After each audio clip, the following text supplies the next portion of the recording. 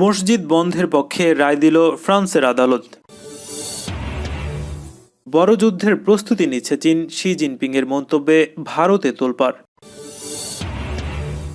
নারীদের জানোয়ারের সঙ্গে তুলনা করলেন ইসরায়েলি প্রধানমন্ত্রী বেনিয়ামিন নেতানিয়াহু। এবার তুরস্কের সঙ্গে নতুন 10 চুক্তি করল কাতার। ইসরায়েলি অবরোধের কারণে গাজার 1700 কোটি ডলারের ক্ষতি, দাবি জাতিসংঘের। যুক্তরাষ্ট্রের সেই ফ্রিনকে ক্ষমা ঘোষণা করলেন মার্কিন president Donald Trump. Armenia Azerbaijan যুদ্ধ বন্ধ মেনে নিতে পারছেন না ফ্রান্স। এবং মধ্যপ্রাচ্যে উত্তেজনা ছড়াচ্ছে যুক্তরাষ্ট্রের B-52 বোমারু বিমান।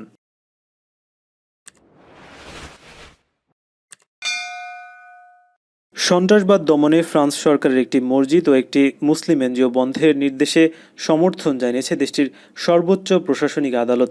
উগ্রপন্থী এক যুবকের হাতে প্যারিসে শিক্ষক হত্যাকাণ্ডের পর সন্ত্রাসী কর্মকাণ্ডের বিস্তার ঠেকাতে কঠোর হয় ফ্রান্স সরকার। 6 মাসের জন্য উত্তর পূর্ব প্যারিসের প্যান্টিন মসজিদ বন্ধ করে দেওয়া হয়। এ সময় দেশটির একটি মুসলিম এনজিও বন্ধ করে সরকার জানায় মসজিদটি নিহত শিক্ষকের স্কুলের এক ছাত্রের বাবার করা ভিডিও সামাজিক যোগাযোগ মাধ্যমে ছড়িয়েছে, যেখানে শ্রেণীকক্ষে হজরত মোহাম্মদ সাল্লাল্লাহু আলাইহি ওয়াসাল্লামের কার্টুন দেখানো ওই শিক্ষককে হুমকি দেওয়া হচ্ছিল। তাছাড়া মসজিদের এক ইমাম ইয়েমেনের কট্টরপন্থী প্রতিষ্ঠান থেকে প্রশিক্ষণ নিয়েছে বলে জানা গেছে। বন্ধ করে দেওয়ার সরকারি আদেশের বিরুদ্ধে আদালতে আবেদন করে মসজিদ পরিচালনা কমিটি। এদিকে এনজিওটি বন্ধ করে দেওয়ার বিষয়ে সরকার জানায় উগ্রপন্থী মুসলিমদের সাথে সম্পর্ক এবং সন্ত্রাসবাদী হামলার সমর্থন রয়েছে এর। তাছাড়া সংস্থাটি সামাজিক যোগাযোগ মাধ্যমে হিংসাত্মক ও বৈষম্যমূলক বার্তা ছড়াচ্ছে। অভিযোগ অস্বীকার করে এনজিওটির পক্ষ থেকে আদালতে আবেদন করা হয়। সরকারের পদক্ষেপের সমর্থন দিয়ে আদালত জানায় সহিংস ও বৈষম্যমূলক বার্তা ছড়ানোয় এনজিওটিকে বন্ধ করে দিতে সরকারের আদেশ যুক্তিযুক্ত। একই যুক্তি দেখিয়ে মসজিদটি বন্ধে সরকারের পদক্ষেপের সমর্থন জানিয়েছে আদালত। মসজিদ কমিটির সদস্যদের মন্তব্য এবং তারা যে ধরনের বিষয়ে আলোচনা করে তা সহিংসতা ছড়াতে পারে বলে অভিমত আদালতের। চীন কি কোনো বড় যুদ্ধের প্রস্তুতি নিচ্ছে? সম্প্রতি সন্দেহে দানা বেঁধেছে চীনা প্রেসিডেন্ট শি জিনপিংয়ের মন্তব্যকে ঘিরে, যেখানে তিনি সশস্ত্র বাহিনীকে যুদ্ধ পরিস্থিতির প্রশিক্ষণ জোরদার করার এবং যুদ্ধে জয় নিশ্চিত করার মতো ক্ষমতা বাড়ানোর নির্দেশ দিয়েছেন। চীনের প্রেসিডেন্ট আরও বলেছেন, সামরিক যুদ্ধ, নিরাপত্তা এবং আধুনিক যুদ্ধের পরিকাঠামোগত গুরুত্বপূর্ণ পরিবর্তন হচ্ছে। সামরিক প্রশিক্ষণের ভুল বদলের জন্য আরও উন্নত কৌশলগত পরিকল্পনা এবং শীর্ষ স্তরের নকশার প্রয়োজন। ওয়াকিবহাল মহল মনে করছে, নতুন যুগের জন্য আরও শক্তিশালী সশস্ত্র বাহিনী তৈরির উপর জোর দিয়ে কমিউনিস্ট পার্টি সশস্ত্র বাহিনীকে একটি বিশ্বমানের সেনাবাহিনীতে পরিণত করার লক্ষ্যে চীন। দেশটির কেন্দ্রীয় সামরিক কমিশনের বৈঠকের ভাষণে শি জিনপিং বলেছেন যে পিপলস লিবারেশন আর্মিকে বিশ্বমানের সামরিক শক্তি হিসেবে গড়ে তোলার জন্য নতুন ধরনের সামরিক প্রশিক্ষণ ব্যবস্থা গড়ে তুলতে হবে। তিনি বলেছেন, আমাদের লক্ষ্য 2022 সালের মধ্যে আমাদের সেনাবাহিনীকে বিশ্বমানের তৈরি করতে হবে। জিনপিং কেন্দ্রীয় সামরিক কমিশনের চেয়ারম্যান পদে রয়েছেন। জিনপিংয়ের এই বক্তব্য এমন এক সময় এসেছে যখন ভারত ও চীন সীমান্তবর্তী এলাকায় জ্বলছে উত্তেজনার আগুন। দুই দেশের মধ্যে অচল অবস্থা গত 6 মাস ধরে অক্ষত রয়েছে। এই বিরোধকে শান্তিপূর্ণভাবে সমাধানের জন্য উভয় পক্ষ একাধিকবার বৈঠক করেছে, তবে চীন প্রতিবার উস্কানিমূলক বক্তব্য নিয়ে উত্তেজনা বাড়িয়েছে। তুরস্কের সঙ্গে নতুন 10 চুক্তি স্বাক্ষর করেছে কাতার। বৃহস্পতিবার আঙ্কারায় তুরস্কের প্রেসিডেন্সিয়াল প্যালেসে এসব চুক্তি স্বাক্ষরিত হয়। এক প্রতিবেদনে খবর জানিয়েছে তুর্কির সংবাদ মাধ্যম ইয়েনি শাফাক। কাতারের আমির Sheikh Tamim bin Hamad Al থানির সফরে এসব চুক্তিতে উপনীত হয় দুই দেশ। সফরে তুর্কি প্রেসিডেন্ট রিসেপ তাইপ এরদোগানের সঙ্গে রুদ্ধদ্বার বৈঠকে অংশ নেন শেখ তামিম। দুই দেশের মধ্যকার চুক্তির আওতায় তুর্কি স্টক এক্সচেঞ্জ বর্সা ইস্তাম্বুলের 10% শেয়ার কিনে নিয়েছে কাতার। এছাড়া কাতারের কাছে ইস্তাম্বুলের বিলাসবহুল শপিং মল ইস্তিনি পার্কের শেয়ার হস্তান্তরের জন্য আরেকটি চুক্তি স্বাক্ষরিত হয়েছে। ইস্তাম্বুল গোল্ডেন হর্ন প্রজেক্টে যৌথ বিনিয়োগের জন্য দুই দেশের মধ্যে একটি সমঝোতা স্মারক স্বাক্ষরিত হয়েছে। বিশ্ব রাজনীতিতে কাতার তুরস্কের ঘনিষ্ঠ মিত্র হিসেবে পরিচিত। সামরিক, রাজনৈতিক, অর্থনৈতিক দিক থেকে দুদেশ এক সূত্রে গাঁথা। 2017 সালে সৌদি আরব ও তার মিত্ররা যখন কাতারের বিরুদ্ধে অবরোধ আরোপ করে, তখন তুরস্কের কাতারের সমর্থনে এগিয়ে আসে। নারীদের জানোয়ারের সঙ্গে তুলনা করেছেন ইসরায়েলের প্রধানমন্ত্রী বেঞ্জামিন নেতানিয়াহু। নারীদের বিরুদ্ধে সহিংসতার প্রতিবাদ সমাবেশে বুধবার তিনি ওই বিতর্কিত বক্তব্য দেন। এ নিয়ে দেশটিতে তীব্র প্রতিক্রিয়ার সৃষ্টি হয়েছে। খবরে বলা হয়, বুধবার 25 নভেম্বর ছিল নারীদের বিরুদ্ধে সহিংসতা দূরীকরণ বিষয়ক আন্তর্জাতিক দিবস। সে উপলক্ষে ইসরায়েলের আইনসভা নেসেটে বক্তব্য রাখেন নেতানিয়াহু। স্ত্রী সারা ও নারী সংগঠনের প্রতিনিধিদের উপস্থিতিতে নেতানিয়াহু বলেন, নারীরা আপনার আমার সম্পদ নয়, কোনো পশু নয় যে তাদের ওপর অত্যাচার করা যাবে। নারীরা কোনো জানোয়ার নয় যে তাকে আপনি পেটাতে পারেন। ইদানিং আমরা বলে থাকি জানোয়ারদেরও আঘাত করো না। আমরা জানি যে পশুদেরও বোধ, বুদ্ধি, চেতনা, অনুভূতি রয়েছে। সুতরাং পশুদের প্রতি যদি আমাদের সমবেদনা থাকে, সব নারী পশু, সব শিশুও পশু, তবে তাদের প্রত্যেকেরই অধিকার রয়েছে। নেতানিয়াহুর এই মন্তব্য নিয়ে শুধু দেশেই নয়, আন্তর্জাতিক স্তরেও সমালোচনার ঝড় উঠেছে। একটি দেশের প্রধানমন্ত্রী কিভাবে জন্তু জানোয়ারের সঙ্গে কিভাবে নারীদের তুলনা করলেন, সেই প্রশ্ন তুলে নেতানিয়াহুকে তুলোধুনো করছেন অনেকে।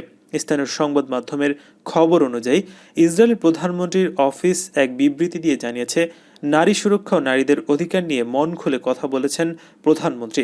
নারীদের বিরুদ্ধে সহিংসতার প্রতিবাদেও সরব হয়েছেন তিনি।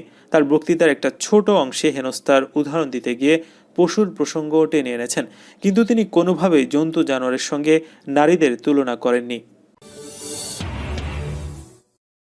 ফিলিস্তিনের গাজা উপত্যকার ওপর 2007 সালে ইসরায়েল কঠোর অবরোধ আরোপ করার পর থেকে 2018 সাল পর্যন্ত $1,700 কোটি ক্ষতি হয়েছে। জাতিসংঘ কনফারেন্স অ্যান্ড ডেভেলপমেন্ট আসডাকের এক রিপোর্টে তথ্য জানানো হয়েছে। আসডাকের গ্লোবালাইজেশন অ্যান্ড ডেভেলপমেন্ট স্ট্র্যাটেজির পরিচালক রিচার্ড কজল রাইট বলেন, অন্য কোনো কিছুর দিকে তাকানোর সময় নেই, বরং গাজার মানুষের জন্য উন্নয়নটা হওয়া জরুরি। ইহুদিবাদী ইসরায়েল গাজার ওপর 2007 সাল থেকে সর্বাত্মক অবরোধ আরোপ করে এবং 2008 সাল থেকে পর্যন্ত 3টি যুদ্ধ পরিচালনা করেছে। ইসরায়েলের সামরিক আগ্রাসন ও অবরোধের কারণে গাজার দারিদ্র্য বেড়েছে স্বাভাবিক অবস্থার চেয়ে অন্তত 4 গুণ। আসটাকের রিপোর্ট অনুযায়ী সারা বিশ্বের সবচেয়ে খারাপ অর্থনীতির ভেতরে রয়েছে গাজা। পাশাপাশি ইসরায়েলি সামরিক আগ্রাসন চালানোর সময় গাজা উপত্যকার বেসামরিক জনগণকে যেমন হত্যা করেছে, তেমনি বেসামরিক স্থাপনা এবং হাজার হাজার কারখানা ও ব্যবসা প্রতিষ্ঠানের উপর বোমা হামলা চালিয়েছে।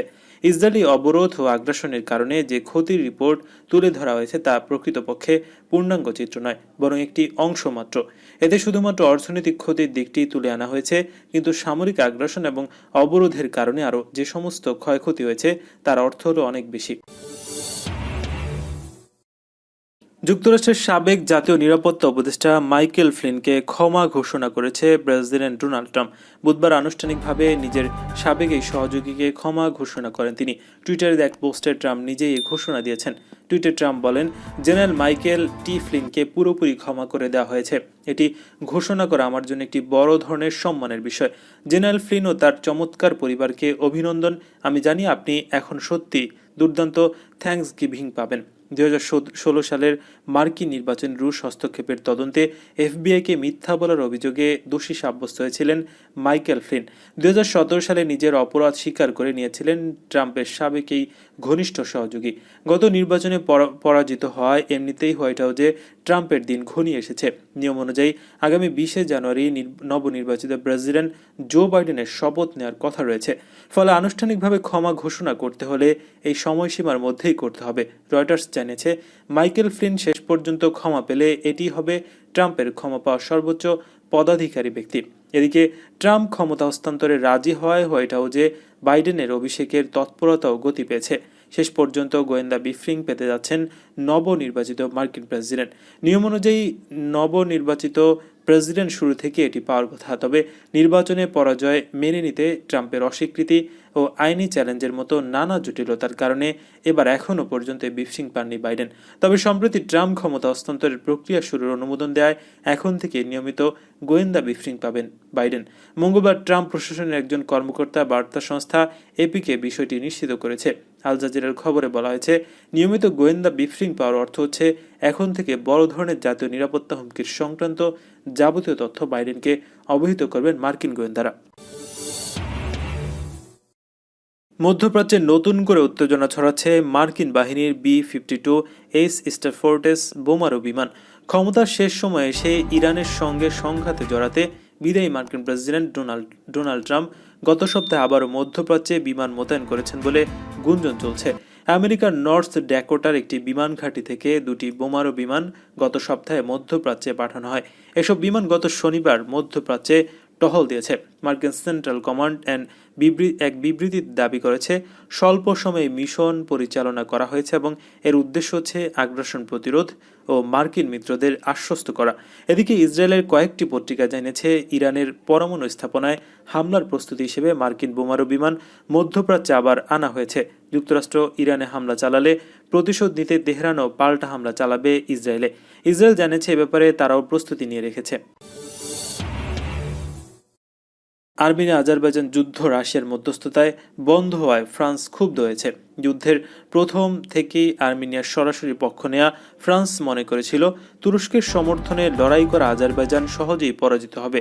এদিকে ফ্রান্স থেকে আর্মেনিয়াকে সামরিক সহায়তা দেওয়ার কথাও বিভিন্ন গণমাধ্যমে এসেছে, কিন্তু তুর্কির ড্রোন আর ইসরায়েল থেকে আমদানিকৃত সমরাস্ত্রে সজ্জিত আজারবাইজান প্রতিপক্ষ আর্মেনিয়াকে নাকানি চুবানি খাইয়েছে। যুদ্ধে দৃশ্যত পরাজয় বরণ করেছে আর্মেনিয়া, যার কারণে আর্মেনিয়ার পরাজয় পরোক্ষভাবে ফ্রান্সেরও পরাজয় হিসেবে ধরে নিচ্ছেন আন্তর্জাতিক বিশ্লেষকরা। শুক্রবার ফরাসি ভিত্তিক আন্তর্জাতিক সংবাদ সংস্থা এএফপির প্রতিবেদনে জানানো হয়, নাগর্নো কারাবাখে আর্মেনিয়ার পরাজয়ের পর সেখানে নিজেদের প্রভাব ধরে রাখার বিষয়টিকে চ্যালেঞ্জ হিসেবে নিয়েছে ফ্রান্স। এ নিয়ে হতাশ ফ্রান্সের প্রেসিডেন্ট ম্যাক্রো আর্মেনিয়ার একটি প্রতিনিধি দলের উদ্দেশ্যে বলেছেন, আমরা মনে করি এভাবে যুদ্ধবিরতি হওয়া উচিত হয়নি। এতে রাজনৈতিক পরিস্থিতি ও বিভিন্ন ইস্যুর কোনো সমাধান হয়নি। তুরস্ক রাশিয়ার আলোচনায় কারাবাখের সব সমস্যা সমাধান হতে পারে না।